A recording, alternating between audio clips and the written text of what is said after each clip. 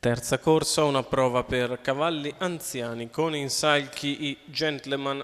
Sono in 9 dietro le ali della macchina, in una prova in cui il favorito è Eclair Magic nei confronti di Sharm el Sheikh, due più attesi, poi Briscola Matley e Blanca Daghi nel ruolo di terzi incomodi. Si va in partenza: 1 Sharm el Sheikh, 2 Siu dei Greppi, 3 Zafira, 4 Blanca Daghi, 5 Bimba Mia Dark, 7 Briscola Matley, 8 Eclair Magic, 9 Brenda Cap, 11 Tristan Sartor. L'elemento va a completarsi. L'autostart li lascia con molta cautela Tristan Sartor e anche il favorito Eclair Magic, mentre veloce come da caratteristiche Sharm el Sheikh, che difende lo steccato dall'attacco esterno di Bimba Mia Dark, la quale poi cerca apposta lo steccato, posto che non c'è per l'inserimento da parte di Siu dei Greppi.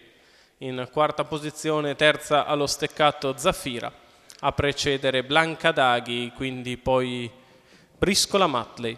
Ancora Eclair Magic che si muove in terza ruota per aggirare Brenda Cap. I 400 se ne sono andati in 29,2 sotto la spinta di Sharm el Sheikh, che mantiene ritmo elevato.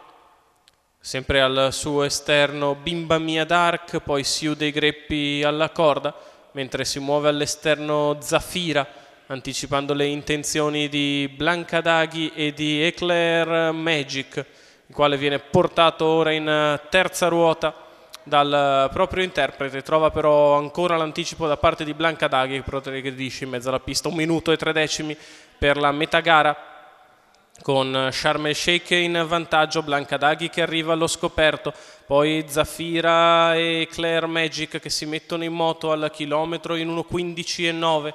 In evidenza Sharm el Sheikh, Blanca Daghi al suo esterno, Eclair Magic che dopo aver trovato un po' di intralci si trova a diretto contatto dei primi due. A 400 metri dalla conclusione, 1:34 3/4 di miglio, in vantaggio Sharm el Sheikh, Blanca Daghi di fuori, Eclair Magic che sceglie le vie brevi Ambio. e quindi spera nell'open stretch. Intanto il battistrada tenta la fuga a 200 dalla conclusione, 14,9 per la piegata, in vantaggio Sharm el Sheikh. Eclair Magic che ha bucato di dentro Blanca Daghi e si getta al suo inseguimento. Sharm el Sheikh che si difende, attacca all'esterno Eclair Magic, la lotta in famiglia si risolve con Federico Bongiovanni che viene a vincere. Eclair Magic al primo, Sharm el Sheikh al secondo, Blanca Daghi con Giovanni Ghirardini al terzo posto per il successo in 1:14,6 del francese Federico Bongiovanni in sediolo per il training di Salvatore Valentino e la proprietà del signor Davide Montanari. La vittoria di Eclair Magic, che riapprezziamo nelle immagini,